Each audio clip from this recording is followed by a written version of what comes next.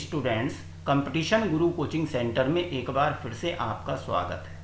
मैं प्रोफेसर अमित के रेड्डी एक बार फिर से आपके सामने उपस्थित हुआ हूँ एफकेट 2021 इंग्लिश क्वेश्चन पेपर के सॉल्यूशन के साथ। जैसे कि लास्ट वीडियो में हमने एफकेट 2020 इंग्लिश क्वेश्चन पेपर का सॉल्यूशन डिस्कस किया था, क्वेश्चन पेपर को डिस्कस किया था और आप लोगों को कैसे सॉल्व करना है ये टेक्निक बताई थी। इस पेपर में भी हम यही डिस्कस करने जा रहे हैं कि how to solve the questions, कैसे सॉल्व करें क्वेश्चंस को इजीली, आसानी के साथ, ताकि हम 100% मार्क्स गेन कर सकें। देखिए, इंग्लिश जो है बहुत ही स्कोरिंग सब्जेक्ट है। अगर हमको ये समझ में आ जाए, पूरे कंसेप्ट अगर हमारे इंग्लिश के क्लियर हैं, तो हम इस पेपर में या इस पोर्शन में कभी भी डिफीट नहीं हो सकते। तो यहाँ पर जो टोटल नंबर ऑफ क्वेश्चंस हैं उसके अकॉर्डिंग 29 क्वेश्चंस किसके होते हैं? इंग्लिश के होते हैं। तो let us start this question paper to discuss with you. I am going to discuss with you this question paper. अब मैं इस क्वेश्चन पेपर को तुम्हारे साथ डिस्कस करने जा रहा हूँ। लेट अस स्टार्ट, और ध्यान से इस वीडियो को शुरू से आखिर तक देखें ताकि आप इसको पूरा समझ सकें। और उसके बाद भी अगर कोई डाउट रह जाता है तो आप कमेंट बॉक्स में अपने डाउट्स को डाल सकते हैं, ताकि मैं उन डाउट्स के अकॉर्डिंग मतलब उन कमेंट्स के अकॉर्डिंग आपके डाउट्स क्लियर कर सकूँ। तो फर्स्ट टू 4 क्वेश्चन है, Which word or words explains the meaning of the following idioms? तो ये idioms दिए गए हैं और उनका कौन सा मीनिंग सबसे नियरेस्ट मीनिंग है ये हमको बताना है। तो इन अ जिफी, जिफी का मीन्स होता है बेटा इन अ जिफी, जिफी का मीन्स जल्दबाजी में।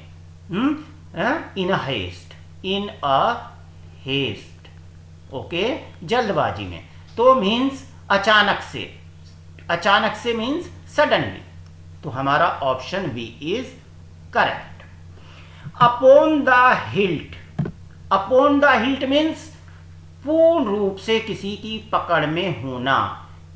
हिल्ट का मीन्स होता है ग्रिप, पकड़। तो यहां पर कंप्लीटली, पूर्ण रूपेण किसी की पकड़ में होना, तो ये क्या हो गया? Up to the hilt.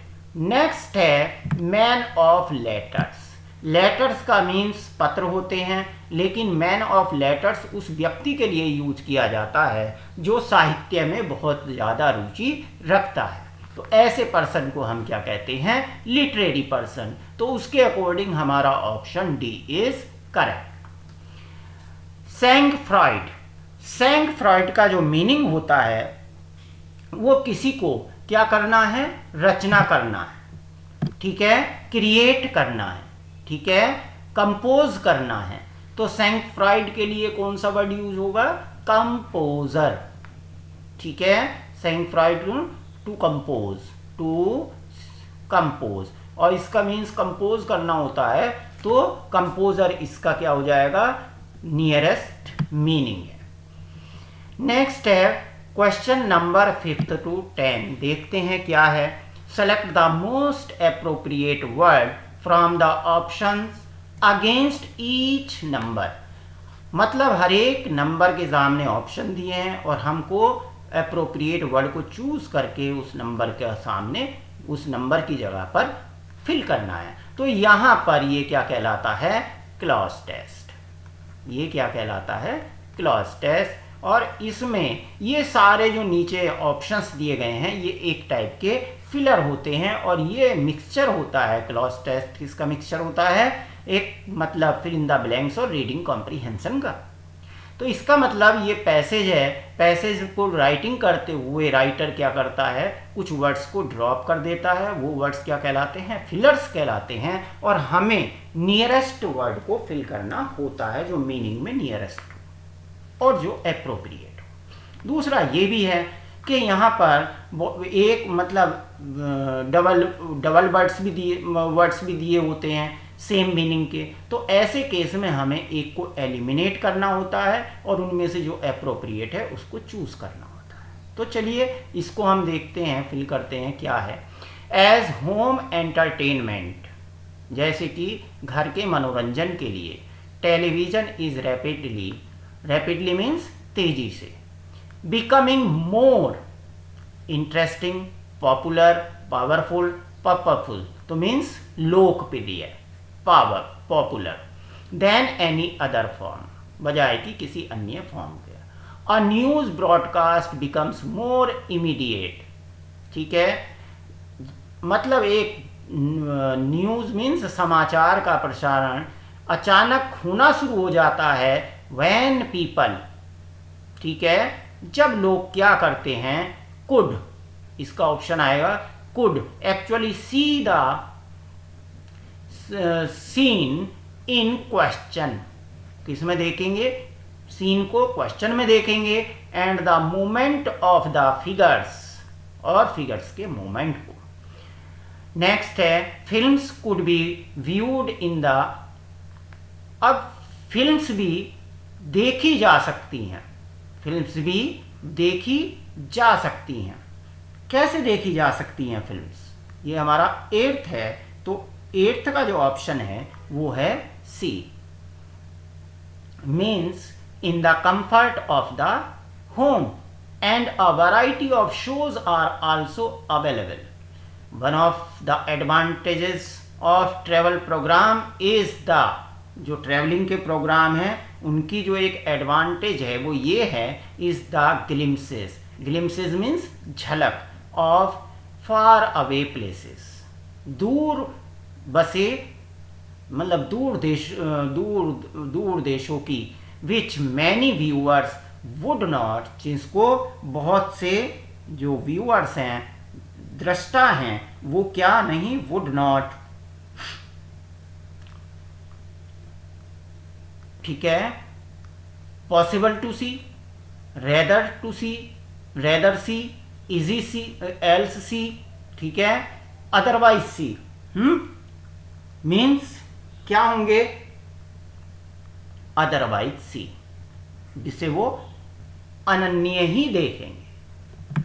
तो इस टाइप से हमें क्लॉज टेस्ट को फिल करना है। नेक्स्ट है choose the word which is nearest in meaning to the given word, हमें वो वर्ड चूज करना है जो गिवन वर्ड के मीनिंग के बिल्कुल, मतलब जो दिए हुए वर्ड्स हैं मीनिंग में उनके बिल्कुल नज़दीक है। तो ये क्या हो गया, सिनोनिम्स, सिनोनिम्स, हमें क्या देने हैं, सिनोनिम्स देने हैं। जैसे स्पोरेडिक, तो सबसे पहले इस वर्ड का मीनिंग पता होना चाहिए। स्पोरेडिक का मीन्स होता है अक्सर, ठीक है, इसका मीन्स होता है अक्सर, तो क्या हो गया, ओकेजनल, कभी कभार, ठीक है, कभी कभार, ठीक है, तो ये हो गया ओकेजनल। क्वेश्चन नंबर 12 में जेनेसिस, जेनेसिस का मीन्स होता है शुरुआत, जेनेसिस का मीन्स होता है जब से इस दुनिया की शुरुआत हुई है, ये उसके लिए यूज होता है ये वर्ड, तो इसका मतलब क्या हो गया, बिगिनिंग, शुरुआत। नेक्स्ट है इंट्रांजिजेंट, जो वर्ड है उसका जो मीनिंग है वो क्या है, इंट्रांजिजेंट का जो मीनिंग है मतलब स्टट, STOUT, बिल्कुल सीधा खड़ा हुआ, तो अनबेंडिंग, जो न झुके, न झुकने वाला। ऐसे ही इंटीमीडिएट का मीन्स होता है भयभीत, तो भयभीत अगर इसका मीनिंग है तो फ्राइटन, डरावना है, भयभीत करने वाला, ये सब इसके सिनोनिम्स हो गए। अब नेक्स्ट चलते हैं, choose the word which is nearly opposite in meaning to the given word. तो ये क्या है, अब हम डिस्कस करेंगे एंटोनिम। ये हमें क्या दिए गए हैं, एंटोनिम्स। तो अब हम देखेंगे क्लीमेंसी, ठीक है। क्लीमेंसी का मीन्स होता है सहना, ठीक है। और इंटॉलरेंस का मीन्स होता है असहनशीलता, जिसको हम सह ना सके। क्वेश्चन नंबर 16 में कैजोल, कैजोल का जो मीनिंग होता है वो होता है किसी को हूट करना, हूटिंग, हूटिंग करना। तो इसका मतलब क्या होगा? बुली, जिसको बुली करना होता है। मॉइस्टन कहते हैं नमी, से सीसेट कहते हैं जमीन पर, नेस्ले का मीन्स घोंसले वाला। अब मेलेवोलेंट, मेलेवोलेंट का जो मीनिंग होता है वो होता है जो दूसरे व्यक्ति से हेट करे, घृणा करे, नफरत करे, ठीक है। तो इसका होगा काइंडली, ठीक है। इसका क्या होगा? काइंडली, ना ही वैकेसियस, ना ही एम्बिवेलेंट, ना ही प्रिमिटिव, ये इसका मीनिंग नहीं होगा, बल्कि क्या होगा? काइंडली। मेलेवोलेंट का मीन्स क्या होता है? ईर्ष्यालु, ठीक है, गुस्सेबाज, हु हेट्स अदर्स, ठीक है, जो दूसरों से घृणा करता हो। नेक्स्ट है परगेटरी। परगेटरी का मीन्स होता है, परगेटरी का जो मीन्स होता है वो होता है कि जो मतलब बहुत ही गंदा, भद्दा। और सेलेस्टियल, सेलेस्टियल का मीन्स होता है दिव्य, चमकीला, ठीक है। वैसे तो फ्लॉलेस भी दे रखा है, लेकिन वो नहीं होगा। प्रॉक्सिमिटी वो भी नहीं होगा, एंड रिवॉर्ड वो भी नहीं होगा। अब नेक्स्ट क्वेश्चन की तरफ हम चलते हैं, क्वेश्चन नंबर 19 to 21। इसमें कहा है read the following passage carefully and answer the questions given below it. इसके नीचे क्वेश्चन दिए गए हैं। ये क्या है? रीडिंग कॉम्प्रिहेंशन है। हमें इस पैराग्राफ को, मैंने पहले भी बताया और अब भी बता रहा हूँ कि हमें इस पैराग्राफ को शुरू से आखिर तक पहले पढ़ना है और इसके जो कीवर्ड्स हैं और मेन पॉइंट्स हैं उनको अंडरलाइन कर लेना है। उसके बाद हमें इसके क्वेश्चंस के आंसर देना है। तो चलो, इन स्प्रिंग, बसंत ऋतु में पोलर बियर, जो पोलर बियर होते हैं, ठीक है, polar bear mothers emerge from dens with 3 months old cubs। 3 महीनों के बच्चों के साथ जो पोलर बियर है वो बाहर निकलती है अपनी गुफाओं से। The mother bear has fasted for as long as 8 months। और जो माँ है, जो मदर बियर है, वो भूखी रही है इतने लंबे समय तक, लगभग 8 महीनों तक। But that does not stop the young from demanding, लेकिन वो बच्चों को नहीं रोकता है डिमांड करने से full access to her remaining reserve, जो कि उसका बचा हुआ सुरक्षित खाने का सामान है, उसकी डिमांड करने से वो नहीं मानते।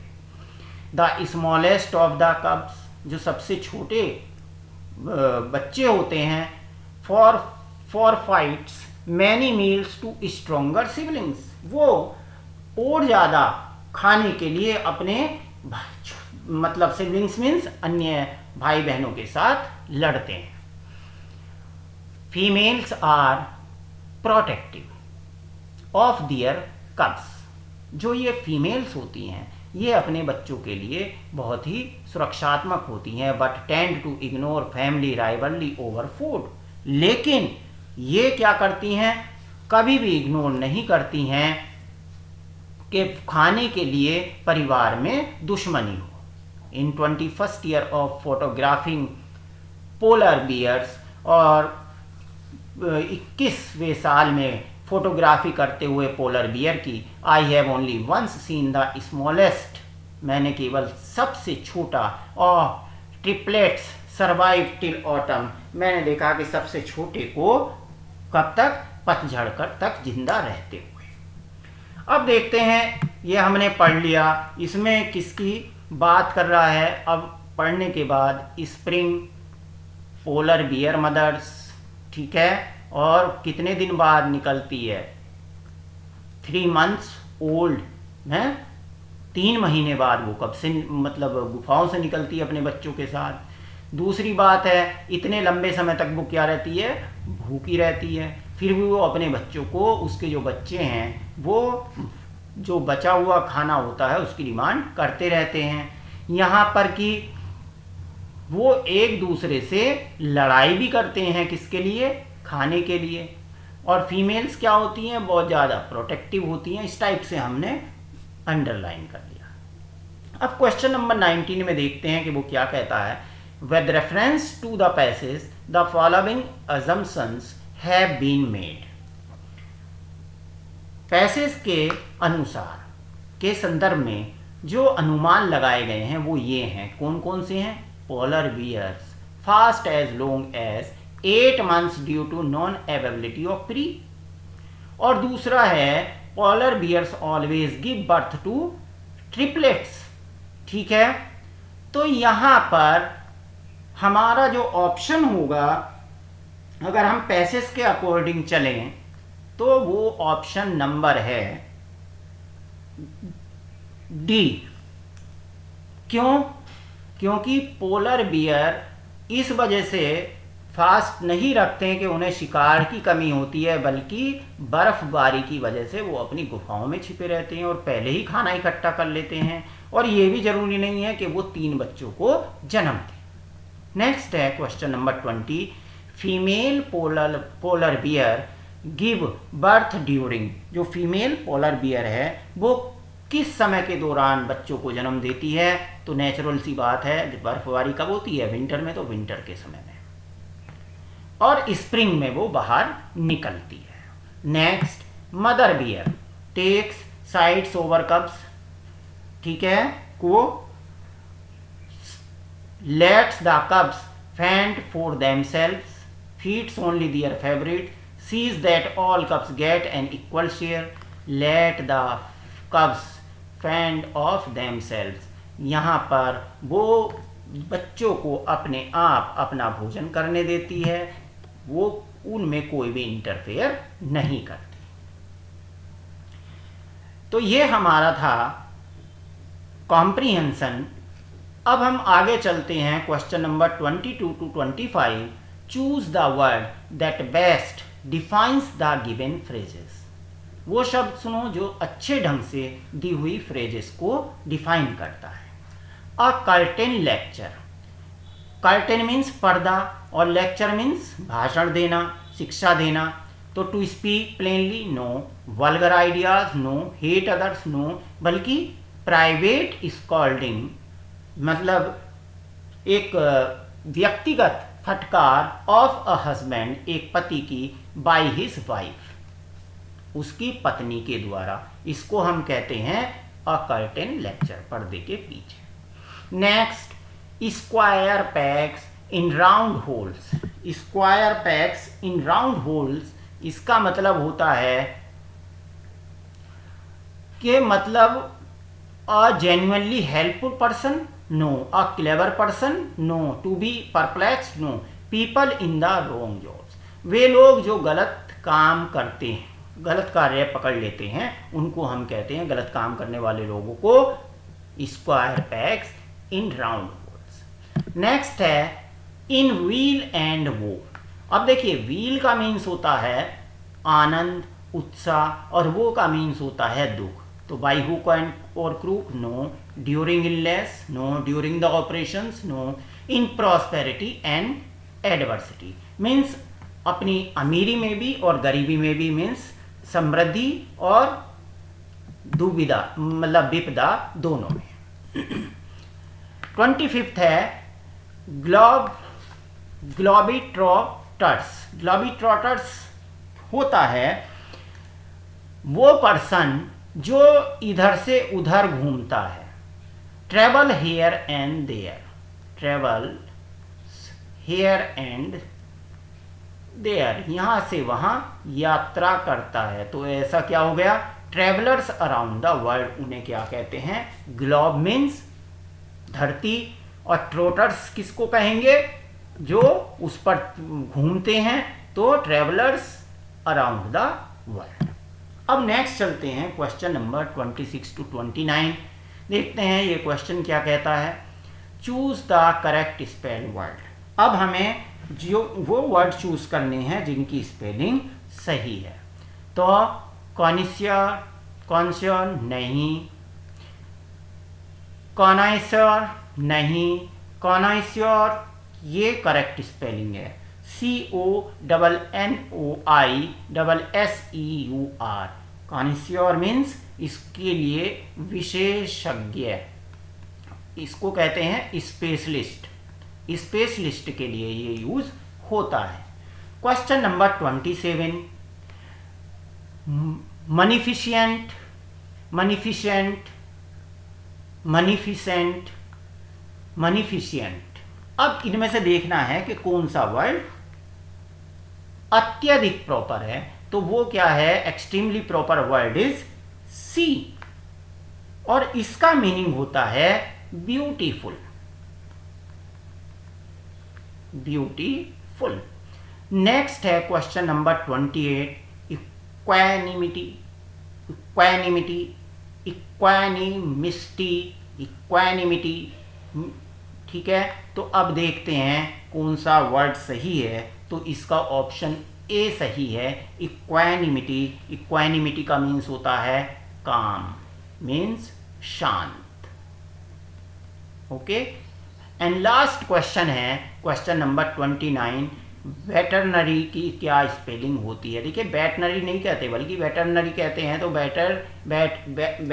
वेटरनरी की स्पेलिंग होती है VETERINARY,